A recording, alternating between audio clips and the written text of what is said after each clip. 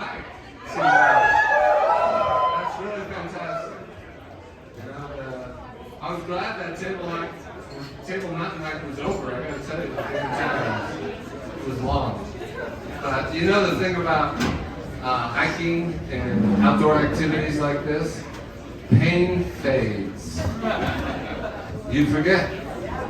Right now you think, well, even right now you're probably looking back and thinking, yesterday you might have had moments of misery. But even right now you're probably thinking, it wasn't that bad. And a month from now, somebody will come to you and say, let's go do this hike. You see, that's a great idea. Pain fades. So, people ask me to talk about Quinn Emanuel hikes past. And there's a whole history. And we could spend a lot of time on this, and we won't. But there's a lot of stories. That's, you know, there was, for example, a bear spray incident. It wasn't our first bear spray incident. You're going to hear about that. There was an even better one, which involved law enforcement. Nobody got hurt this time, nobody got lost. People have been hurt, people have been lost. So, I mean, Tigran, Steve, what's the best way to approach this, do you think? The history of firm hikes.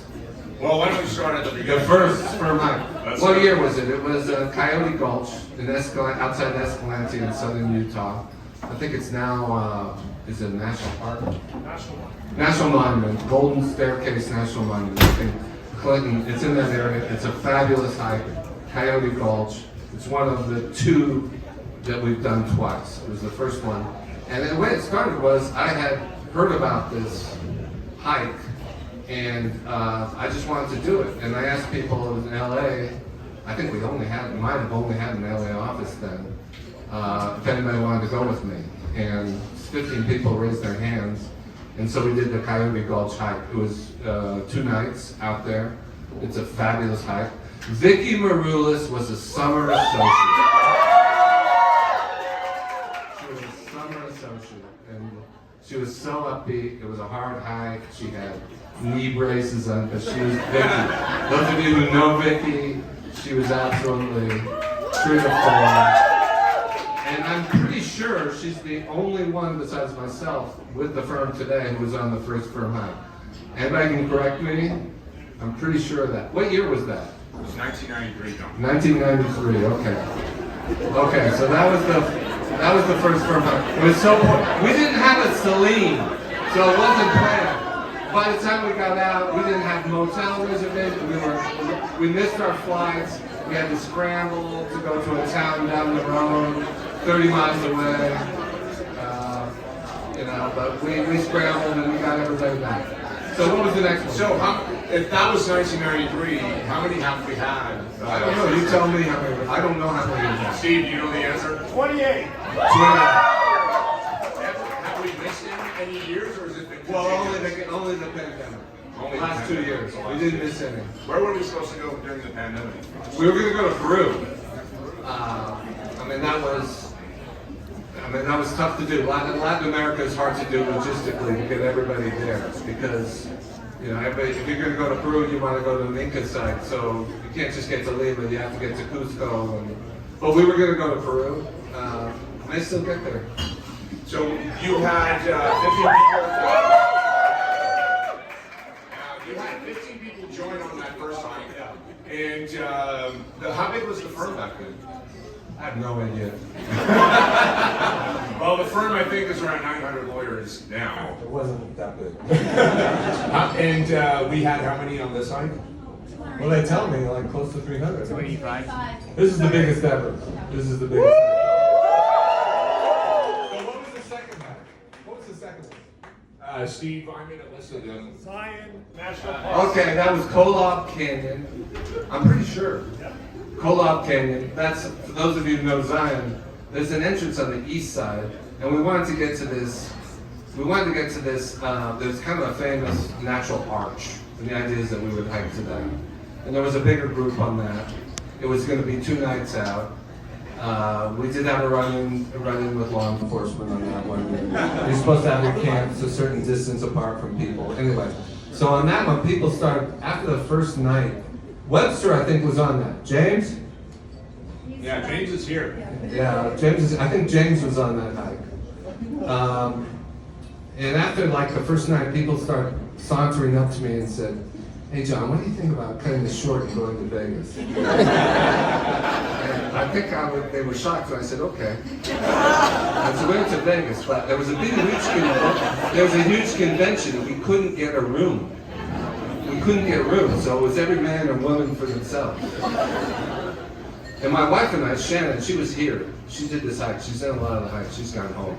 But we ended up at a motel that looked like it belonged in an Alfred Hitchcock movie. And they said, we have only one. It was one of these places, pre-pandemic, where the lucite, the glass, the cashier, and they put the key, in a little slot below.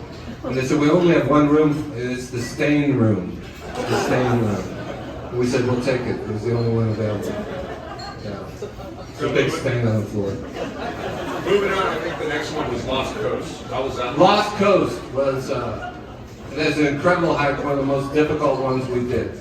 North of the Bay Area, in California, if you go up to Mendocino, Garberville, you turn left, you go to the coast. I'm talking about you're closer to Oregon than you are to San Francisco. You go on dirt roads, and you go there, and there are like remnants of logging towns, 19th century or early 20th century logging towns. It's really remote. And there are black sand beaches. And you're hiking these, what do you call them, Steve? It was just up and down, drainages. And the hike was just a bitch. And I ended up, there was one hiker who couldn't carry her pack, and this is back when I could do something like this. I was carrying her pack and my pack. It was 2 nights on the trail, but it was one of the most difficult hikes we've ever done.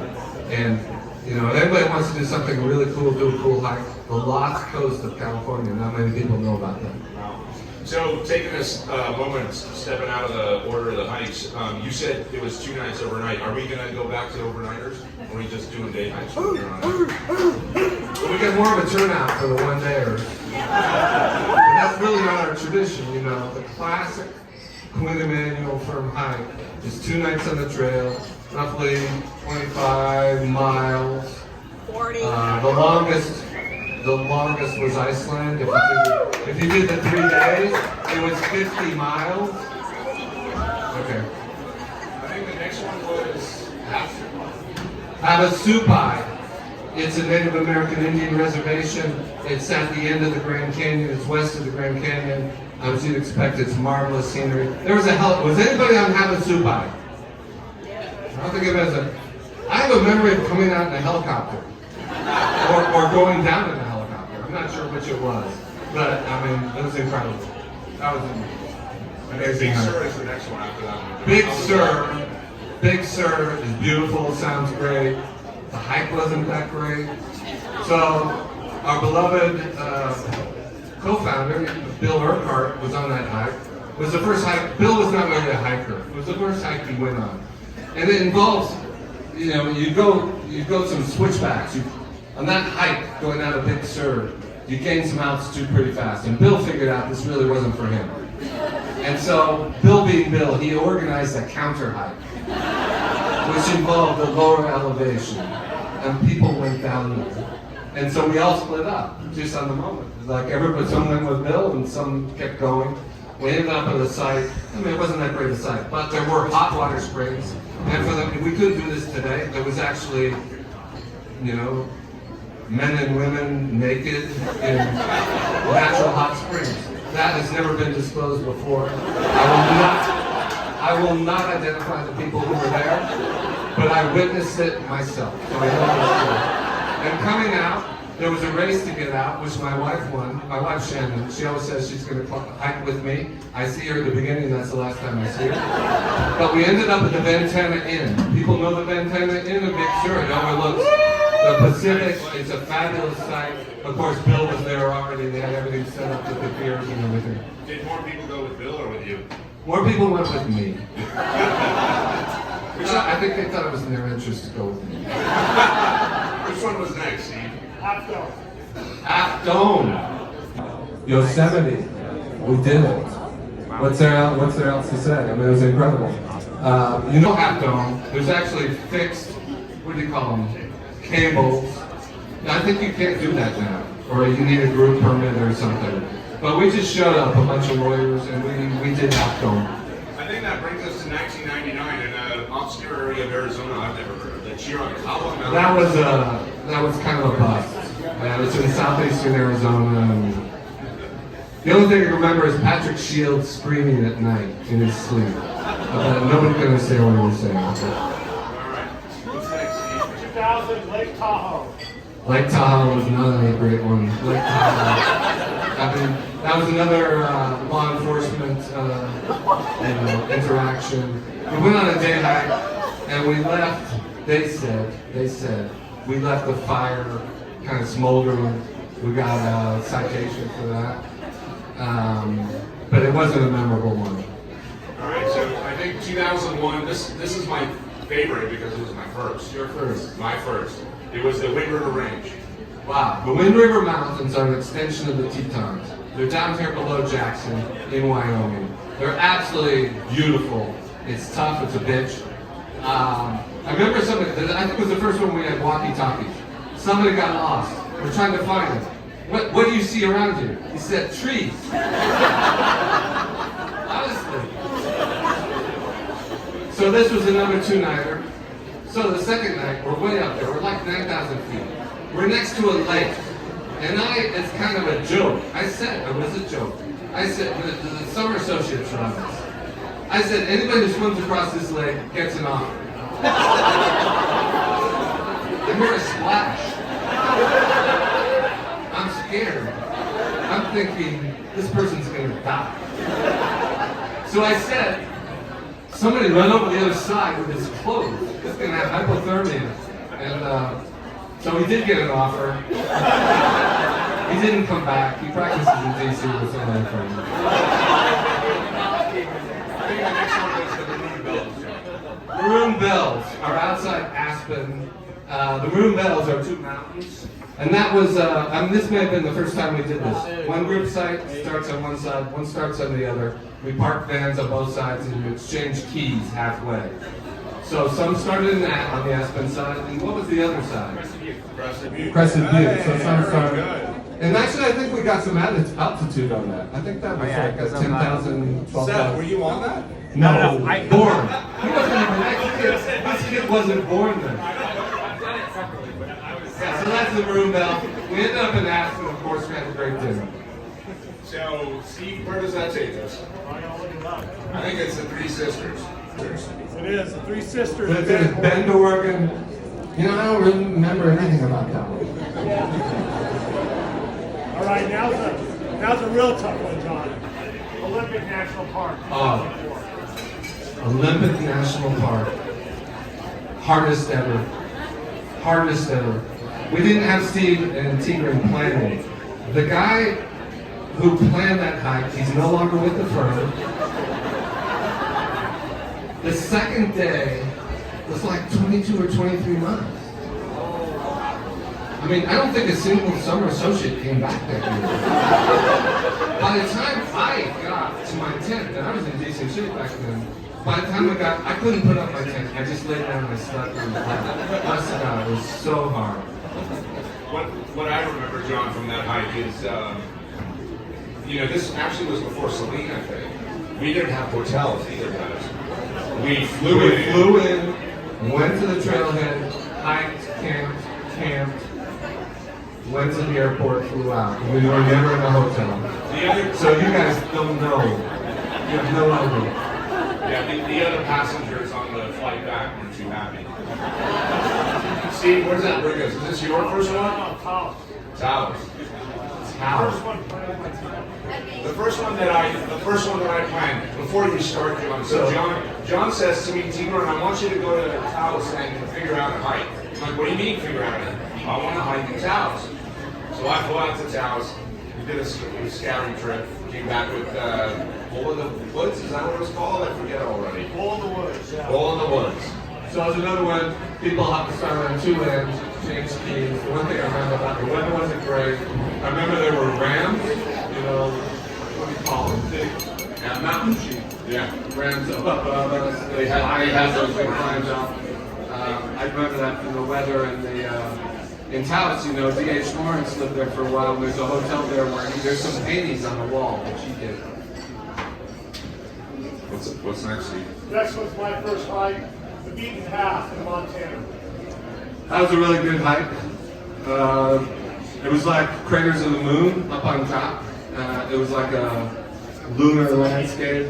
And we had a foot race getting out. Steve and I did. The famous Spartacus Death March, John versus Peter Calamari, all the way down the mountain. But what I remember about that hike is James Judah. Who is here? Who is here? Led a mutiny. A mutiny to those who did not want to sleep on the ground anymore. Threatened to hike off the mountain after the second night. It was a great hike. What's the next one, Steve? Next one is Durango. Chicago Beach. So that was a great hike. You went from one side to the other. We reached over 12,000 feet. Durango to what? I can't remember what it was. I just remember that, okay, so this one, Peter Calamari fell in a stream and hurt his elbow. Broke his elbow. And we came down, and there was like a little tourist train.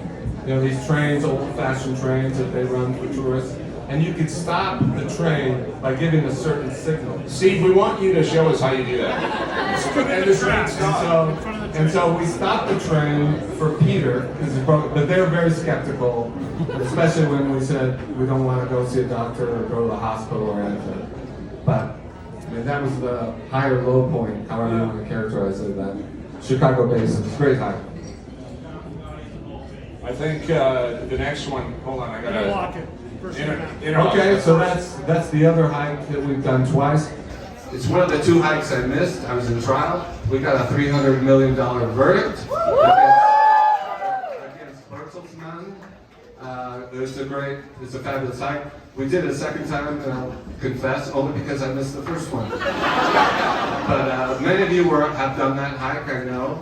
And then you have a marvelous view of the Eiger, the Jungfrau, and Thomas Werland helped me. What's the name of these? Not the Mooch. Yeah, the Mooch. On one side, an incredible lake on the other side. It's a great day hike. So I think after that, we came back and we went to Canada and did Juan de Fuca on Victoria Island. That's the other hike I missed. I mean, I understand some people got lost on that one. What's memorable to me on that one, some people got lost in the beginning and then they found themselves. But people actually, there's a theory that the men and women involved wanted to be lost. That may be the case. But I also remember that Dwayne Lyons, was it Dwayne who did this? Turned very rapidly on a very narrow part of the trail and knocked Harry Allbar off the trail and down into a ravine. Harry in the ravine. Okay. So after that was the infamous Mount St. Helens hike. Mount St. Helens. So our group was so large, and limits on the numbers who could go off Mount St. Helens, so we had to divide in two. So Thursday, half were going to go. Friday, half were going to go. I was on Friday. I showed up Thursday night, go to the hotel, and they tell me 2 swimmers are lost. Search and rescue is out looking for them. And I think they were found like 3 a.m., right? 3 or 4 a.m. So the thing was, coming down Mount St. Helens, you could take your jacket off and stand on it, and you could it was like surfing all the way down. But you had to pick the right drainage, and these people went off the wrong side of the mountain. So then we go back to Coyote Gulch. To repeat the call, Coyote Gulch, which is fabulous. And we then go to Canada, to Banff. To Banff, the incredible mountain. What's the name of that mountain? Assiniboine. It's an incredible. We had somebody who got hurt. Said he was hurt. And, so we got a helicopter. I mean, we care about these things, right? So, and there was somebody else who opportunistically said, as long as it's a helicopters coming out, I feel so good myself. And, the thing I remember, there was a storm, some people's tents blew down that night.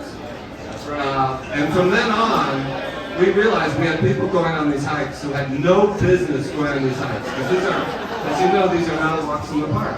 So these guys started writing these really scary memos, which you received because, I mean, the person who got helicoptered out had no business going on that hike. I think the next two are the hot and cold hike. Maybe you can address them together. One is Zion and the next is Zion. Okay, so this is a hike that starts, this has lots of elements to it. Hike that starts outside of Zion National Park. That's part of the story. And ends up in Zion National Park. 1 hour into it, I mean, so Steve and Tigran go and scout the routes. They know the routes in advance. They've done this in this case. 1 hour into it, Steve breaks his ankle. You know, and he was cooking for me, and he had these steaks. So Tigran says, Steve, I'll get you back to the road. So the two guys who knew the route were gone. And, you know, we got 40 or 50 people. But we just, you know, we followed our way down the canyon. And everything was fine. We camped out down there. There comes a point where you have to hike out over this mesa. And we're hiking out over this mesa. And it gets hotter and hotter. I think it reaches 110 degrees. And people have walkie-talkies, and I'm listening to this. People are strung out. This is not a small, this is like, you can't see the beginning or end once you're up on this mesa. And people are talking, I mean, listening to the walkie-talkies like, so-and-so is vomiting. So-and-so has put their pack down and says they're not moving. And there's no shade, there's no trees, there's nothing on this. It's 110 degrees and going up. I mean, there was some kind of rock concert that day, and all these people were treated, like dozens of people were treated for heat exhaustion. And I thought, this is an unfolding disaster. This is going to be an American lawyer. This was the scariest moment of any Quinn in my life. But we got out, you know, we got to Vegas, and had a happy ending. So in retaliation to the heat, Oh yeah, so, but when these guys got back to Zion, there were police waiting for them. Because the National Park Service was laying in wait. They had heard that there were all these lawyers coming, and we're going to do this hike. And they were convinced that we were going to break the group size limits. Which, had we been in the park, and had, you know, if there was men's red, you know, we clearly would have breached. But so they cited Steve for a misdemeanor. And this is handled by the U.S. Attorney's Office in Salt Lake City. Steve gets into a thing with them about how if you go on their website, it's not clear, this is part of the national park, you know, your mapping and your disclosures are, and basically Steve won, but the U.S. Attorney said, these guys are so wound up about this, you have to give them something. So what did you give them? I paid a fine, John, lawyer's fine. I hope you put that in To there. settle the United States of America versus Stephen King. I hope you put it. But like the U.S. Attorney told you, you were right. That, you know. So the dispute centered around whether or not we were in a wilderness area within the park. And I went to the Zions National Park Compendium, and the area that we were located in was a proposed wilderness, not an actual wilderness. And the Park Service didn't like that answer based on how it out. So basically, I think they're really mad that a lot of backpacks were left in the middle of the desert. Well, I hope you put that in your expense report. So what's the next one? Well, that was so hot we needed to do something. Oh yeah, we thought that was a escape from, you know, hell. It was so hot. So I said, let's go someplace cold. So we went to Alaska. I'm sure some of you were on the Alaska. It's called the Bomber Hike. Why is it called the Bomber Hike? Because there is some kind of, what do you call it, U.S. strategic bomber plane, which is half embedded in a glacier there. And the whole point of it is to go view this half-embedded bomb. But the weather was dreadful. It was cold. It was raining. It was wet. You had to come out over a boulder field, big boulders, so it was upper body, not just legs. So I don't have great memories of that. That brings us to 2015, and we decide to visit Europe and go to the Dolomites. The Dolomites hike was great. The best part of it is the Italians have they perfected many things. They perfected refugios, huts on the trail. You can get a hot meal, you can get some pasta, you can get a beer, you're sitting out on a patio, the sun is shining, and life is good.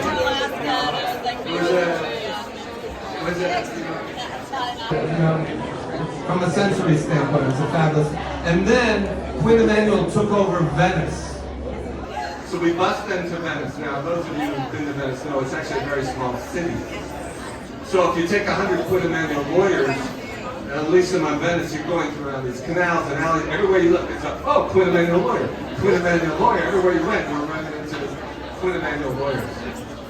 Steve, you have the next one? Iceland.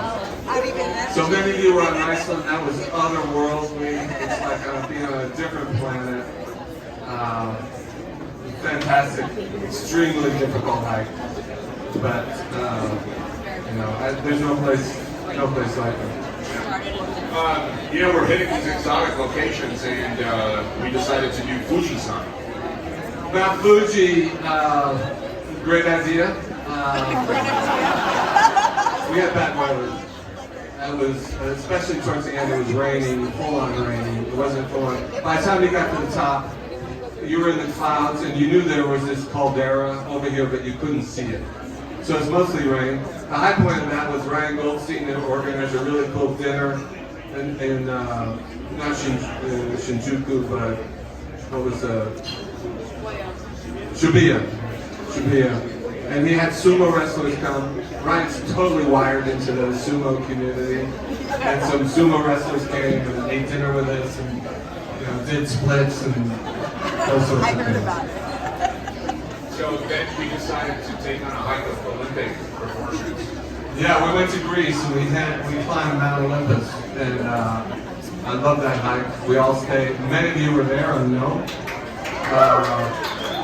We stayed in the refuge on the mountain. I loved it because the classical illusions. I mean, we're hiking through the meadow of the nymph, and where Pan was, and you can't beat climbing. These places all have classical names on the mountain. That was a fabulous hike. Very painful descent for me. I have a harder time with the descent than the ascent. Well, and that brings us back to the only other hike that we repeated, back to Interlaken. Back to Interlaken. Somehow we didn't tell the other story about the bear spray. That was in Montana. That was the beaten path and the bear tooth. So we're all in. Where were we? What town? Billings, Montana. Before we go on the hike, we know there's lots of bears on this trail. So people have been issued bear spray, and Tigran thought people should really understand how to operate bear. So that's what happened in the bus on this trip doesn't happen. Right. So we're all in the parking lot, and Tigran says, I just want to show you this is how you operate this hand. And you push this. So we're in the parking lot, there's a sidewalk, there's a road, and there's a sidewalk on the other end. And there's a little sewing store where two little old ladies came out of the sewing store and they're walking and Steve's puff of bear spray. Steve's puff. And these little old ladies start, and it turns out one of them has one of those medical tags around their wrists. They're kind of frail. And the police arrive. And everybody starts melting away. They start getting in their cars. And I'm like standing there. And this guy comes up, a policeman, African-American guy. Turns out he's only been there 6 months. He's come from LA. And he's gone to, what do you say, what city are you? Billings. He's gone to Billings, changed his life to get away from the difficult people in LA. And he said, wait a second, you mean to tell me, for all these LA lawyers, you came up here to shoot a little old lady with a something like that. But he can't control it. He thinks this is so funny. He starts to pretend to write us up. And he says, I suggest you just leave and go out as fast as you can, which is what we did. So that's all the firm has.